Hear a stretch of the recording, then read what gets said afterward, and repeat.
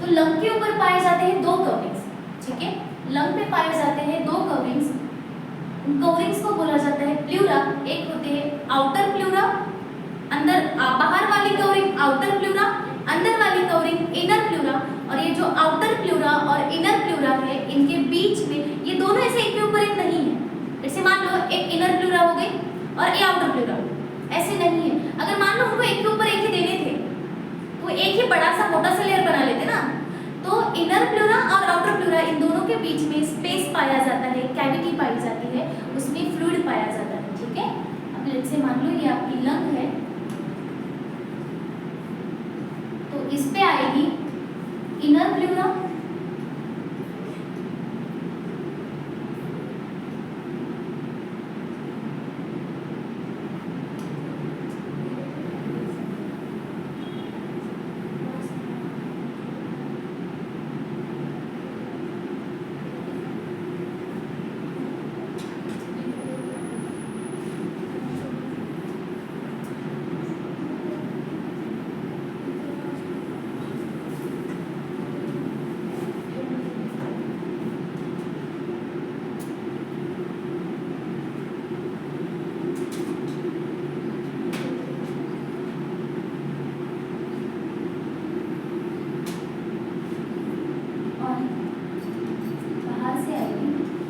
Outer pleura.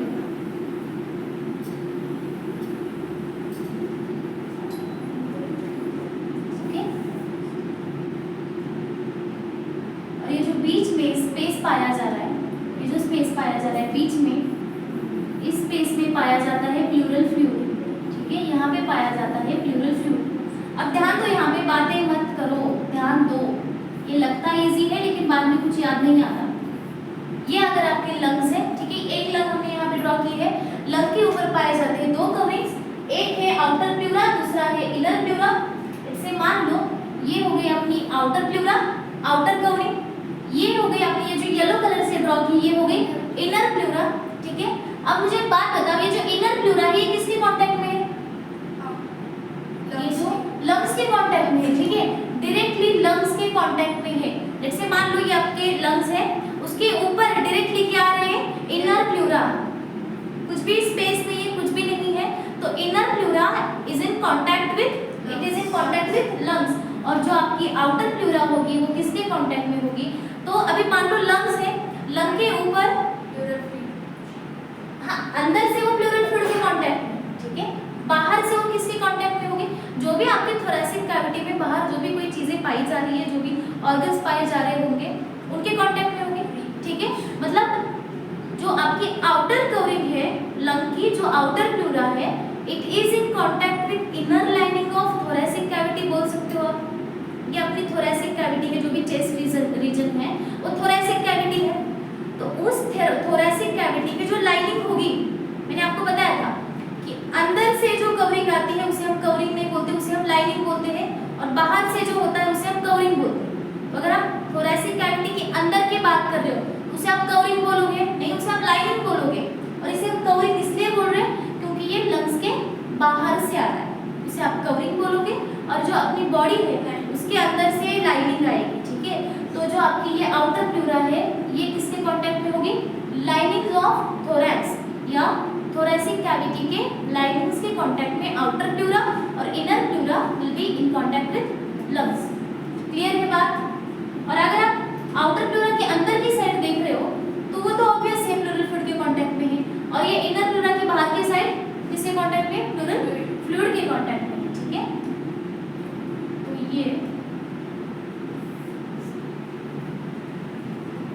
ये हो गई अपनी आउटर प्लूरा, मतलब आउटर कवरिंग। ये हो गया इनर प्लूरा, मतलब ये हो गई इनर कवरिंग। और ये बीच में जो हमने स्काई कलर से बनाया, ये क्या हो गया? Pleural fluid field with. ये जो स्पेस पाया जा रहा है, space between outer pleura and inner pleura is filled with pleural fluid, जो कि इट रिड्यूस फ्रिक्शन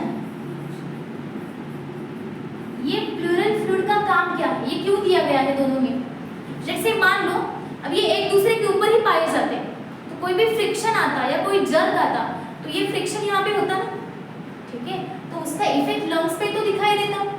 अब ये जो फ्लूइड है जेली लाइक सब्सटेंस पाया जाता है।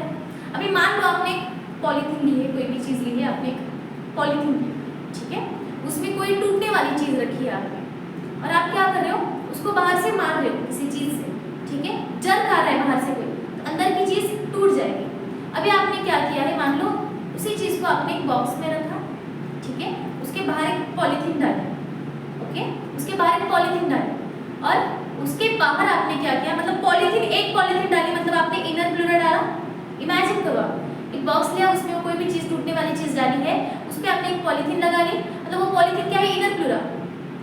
अभी आपने क्या किया, बाहर से और एक पॉलीथीन डाली, ठीक है, अब अंदर वाली पॉलीथीन और बाहर वाली पॉलीथीन, उसके बीच में कोई तो स्पेस होगा ना, तो उस पूरे स्पेस में आपने जेली भर दी है, पूरी जेली, जेली बताए सबको, पूरी जेली भर दी है आपने completely.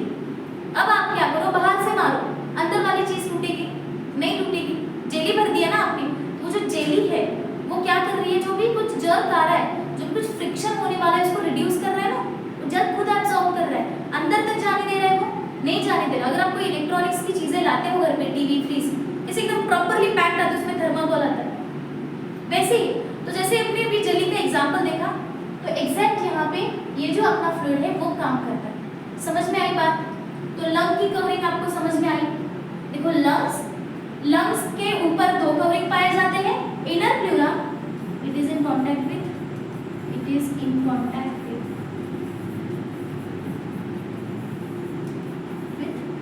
Lungs,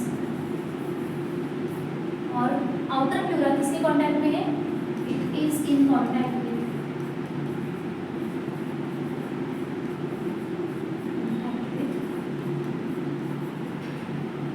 linings of, inner linings लिखने की जरूरत नहीं है। अगर हम यहाँ पे लाइनिंग ये टर्म यूज कर रहे हैं, मतलब अंदर की साइड की बात होगी, तो लाइनिंग्स ऑफ थोरैक्स और थोरैसिक कैविटी। कवरिंग्स क्लियर है आपको? लंग्स के दो कवरिंग्स है, इनर प्लूरा, आउटर प्लूरा, दोनों के बीच में स्पेस पाया जा रहा है, उस स्पेस में फ्लूइड पाया जा रहा है जिसे हम प्लूरल फ्लूइड बोलते हैं। उस प्लूरल फ्लूइड का काम क्या है, जर्क या फ्रिक्शन को अवॉइड करना। क्लियर है बात आपको? लंग के कवरिंग्स क्लियर है, ठीक है। अब हमें देखने हैं air tight nature of lungs मतलब क्या, एयर टाइट नेचर कैसे है उसका, या क्यों उसे हम एयर टाइट नेचर बोल रहे हैं, ठीक है। देखो लंग्स कहाँ पे पाए जाते हैं, थोरैसिक कैविटी में पाए जाते हैं, ये पता है सबको।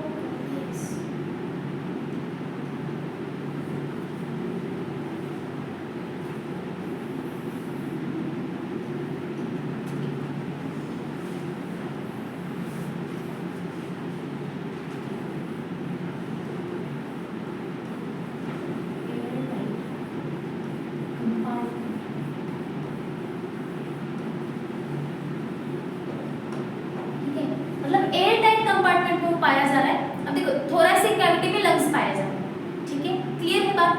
अब जैसे मैंने जब आपको इनकम्प्लीट कार्टिलेजिनस रिंग्स में बता रही थी, तो उसी टाइम पे बोला कि पीछे से अपने लंग्स को किसका सपोर्ट है, पीछे से किसका सपोर्ट है, देखो हमें कंपार्टमेंट देखना है, वर्टिब्रल कॉलम, ठीक है, हमें कंपार्टमेंट देखना है, मतलब हम आजू बाजू ऊपर नीचे यहाँ वहाँ की सारी चीजें देखेंगे, बीच में लंग्स को रखेंगे, ठीक है, एकदम प्रोटेक्टेड फॉर्म में। तो पीछे से, पीछे मतलब डॉर्सल साइड, डॉर्सल साइड में क्या पाया जा रहा है अपने लंग्स के, वर्टिब्रल कॉलम या वर्टिब्रा जिसे हम बोलते हैं, वर्टिब्रल कॉलम। क्लियर है बात? आगे से मतलब वेंट्रल साइड से, वेंट्रल साइड से क्या पाया जा रहा है,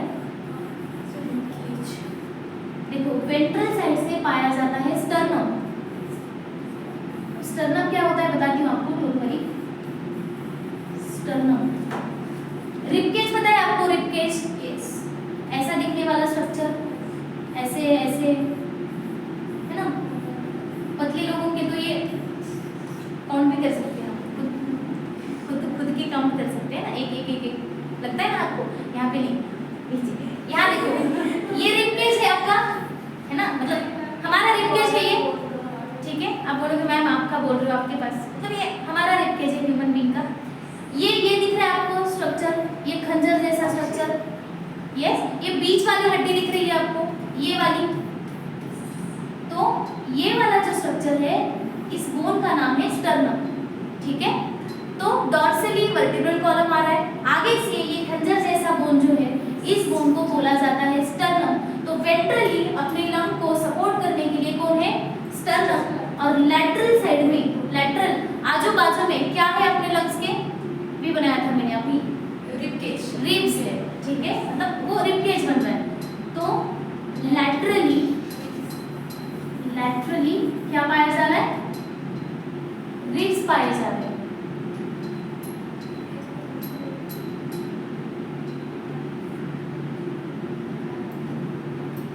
लैटरली पाए जा रहे रिब्स, ओके।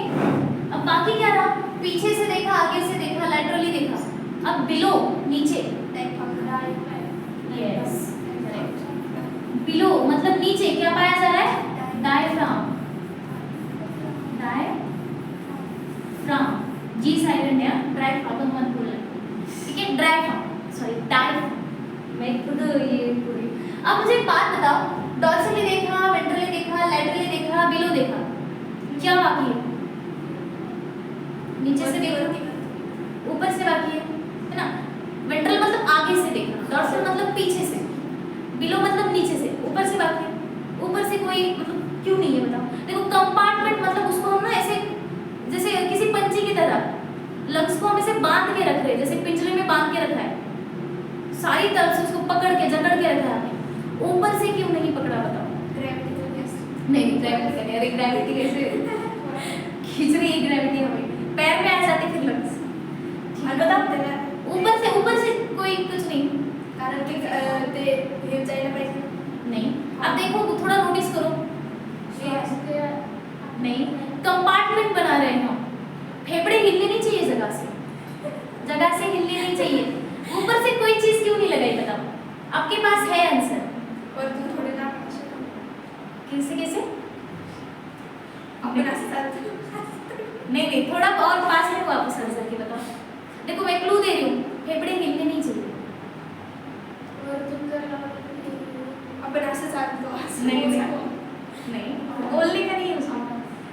अरे देखो अपनी नेक वाला रीजन पहले से ऐसे नैरो है ना, ऊपर बाहर कैसे आएंगे lung as compare to neck का रीजन छोटा है ना, ऊपर अपना स्ट्रक्चर ना, नीचे एब्डोमिनल कैविटी अगर आप देखो तो बड़ी है, फेफड़े नीचे जा सकते हैं, लेकिन ऊपर कैसे आएंगे बताओ, जोर से खांसी आई, ऐसे हो गया आपने जोर से खांसी आई, अरे वो गिर गया लंग्स गिर गए, फेफड़े गिर गए, होता है नहीं होता है, होता है कि नहीं होता, क्यों नहीं होता, क्योंकि as compare to neck region जो अपने लंग्स है उसकी साइज बड़ी है ना, ऊपर आने का तो सवाल ही नहीं बनता, इसलिए ऊपर से कोई जरूरत नहीं है कंपार्टमेंट के लिए, ऊपर से पहले से ही ये जो ओपनिंग है अपनी नेक की वो कम है, ठीक है, तो ऊपर से जरूरत नहीं है। लेकिन एयर टाइट कंपार्टमेंट क्यों है, कैसे है, डॉर्सली वर्टिब्रल कॉलम पाया जा रहा है, वेंट्रली स्टर्नम पाया जा रहा है, लैटरली रिब्स पाए जा रहे हैं, बिलो उसके डायफ्राम, ठीक है। अब मेन पॉइंट वाली बात आती है कि अगर उसका इतना एयर टाइट नेचर है तो क्या लंग्स अपने हिसाब से उसका मन किया मुझे फैलना है, उसका मन किया मुझे कांटेक्ट कर सकते हैं, इतने कर सकते हैं,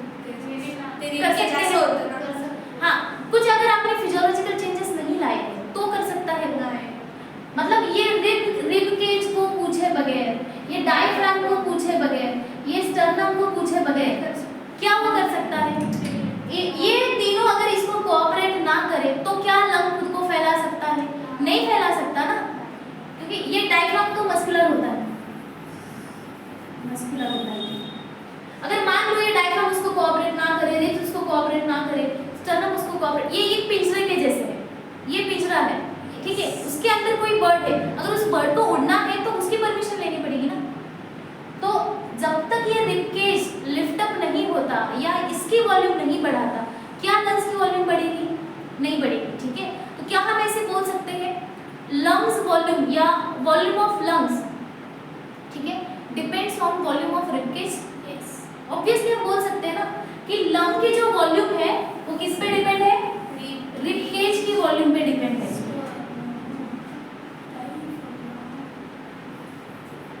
सो यहाँ पे हम लिख सकते हैं statement volume of lungs depends on ribs volume of rib cage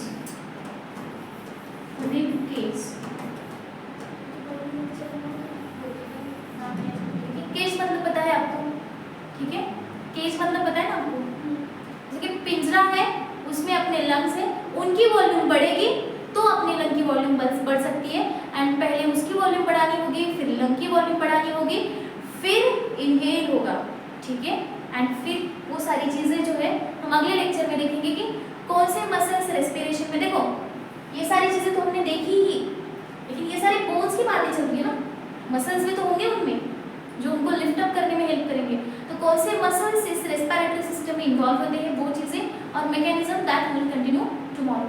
यहाँ तक किसी को कुछ भी डाउट हो तो पूछ लेना। एक बार फिर से रिकॉल करती हूँ मैं आपको, ओके, ये डायग्राम रिकॉल करती हूँ, फ्लो चार्ट में सेम चीजें हैं। यस, रेस्पिरेटरी सिस्टम की ये डायग्राम है, इसमें क्या क्या आता है, इसमें आते हैं एक्सटर्नल नॉस्ट्रल्स, सिर्फ रेस्पिरेटरी सिस्टम के बारे में बताती हूँ, ये माउथ ओरल कैविटी तो आपको पता है। Yes, external nostrils, then nasal cavity, nasal chamber, फिर आता है pharynx that is common chamber, उसके बाद आएगा लैरिंक्स, लैरिंक्स कॉमन चेंबर नहीं है, उसे हम साउंड बॉक्स बोलते हैं। और एक पॉइंट बताया था मैंने जो मेल में पाया जाता है, हमें नहीं पाया जाता, एडम्स एप्पल, ठीक है, एडम्स एप्पल, ओके। देन उसके बाद क्या आता है, ट्रैकिया, ट्रैकिया जिसे हम विंड पाइप बोलते हैं, वो डिवाइड करता है दो प्राइमरी ब्रोंकाई, किस पॉइंट पे आके, T5 पे आके, ठीक है, मिडिल थोरैसिक कैविटी में आते हैं। यस, दो, फिर वो फर्दर डिवाइड होगा सेकेंडरी, टर्शियरी, क्वाटरनरी में। देन आएंगे इनिशियल ब्रोंक्यूल्स, इनिशियल ब्रोंक्यूल्स के बाद टर्मिनल ब्रोंक्यूल्स, देन आएंगे अल्वेओलर डक्ट, फिर आएगा अल्वेओलाई। क्लियर है बात, कितने अल्वेओलाई पाए जाते हैं, 100 मिलियन ऑफ अल्वेओलाई पर लंग। यहाँ तक क्लियर है। एक इंपॉर्टेंट पॉइंट क्या था, कार्टिलेजिनस रिंग्स किस शेप के, सी शेप के, मतलब इनकम्प्लीट, कहाँ से कहाँ तक, from trachea to initial bronchioles, not terminal, initial bronchioles. वो क्यों पाया जा रहा है, फॉर सपोर्ट, पीछे से वर्टिब्रल कॉलम है, आगे से सपोर्ट के लिए वो पाए जा रहे हैं। इसके बाद हमने देखा कुछ इंपॉर्टेंट पॉइंट्स जो अभी हमने पढ़े हैं। देन स्ट्रक्चर ऑफ लंग, इसमें हमने देखा coverings and air tight nature of lungs. Covering में लंग को दो कवरिंग होते हैं, inner pleura, outer pleura. Between inner and outer pleura एक कैविटी पाई जाती है, it is filled with pleural fluid, जो कि जेली लाइक सब्सटेंस, जैसे अभी मैंने एग्जांपल दिया, वो जर्क या फ्रिक्शन अवॉइड करता है, ठीक है, इस वजह से अपने लंग्स बहुत ही प्रोटेक्टेड है। जैसे मान लो बाहर से कोई जर्क आया तो ये पूरे जो रिब्स है आपके वो तो घुस जाएंगे ना आपके इसमें, यस, या कोई और भी उसको हम, उनके अंदर बहुत इंपॉर्टेंट पार्ट है, लंग को देखो दो कवरिंग है, उसमें भी फ्लूइड पाया जा रहा है, और फिर लंग के अंदर अल्वेओलाई पाई जा रही है, उसके फिर वहाँ पे एक्सचेंज हो रहा है, तो कितना मतलब डिटेल में बनाया है अपनी बॉडी को। अब ये जो एयर टाइट नेचर कैसे है, तो डॉर्सली वर्टिब्रल कॉलम है, वेंट्रली क्या है, स्टर्नम है, लैटरली रिब्स है, रिब केज है, और बिलो डायफ्राम है, ऊपर से कुछ नहीं है, क्योंकि स्ट्रक्चर कुछ इस तरह से अपना कि अपने लंग्स, अपने फेफड़े बाहर नहीं आ सकते, स्ट्रक्चर बड़ा है थोड़ा लंग, ओके। तो इतना अगर कंपार्टमेंट है तो क्या हम ऐसे बोल सकते हैं, volume of lungs depend on volume of rib cage. अगर आपको लंग की वॉल्यूम बढ़ानी है तो पहले आपको रिब केज की वॉल्यूम बढ़ानी होगी,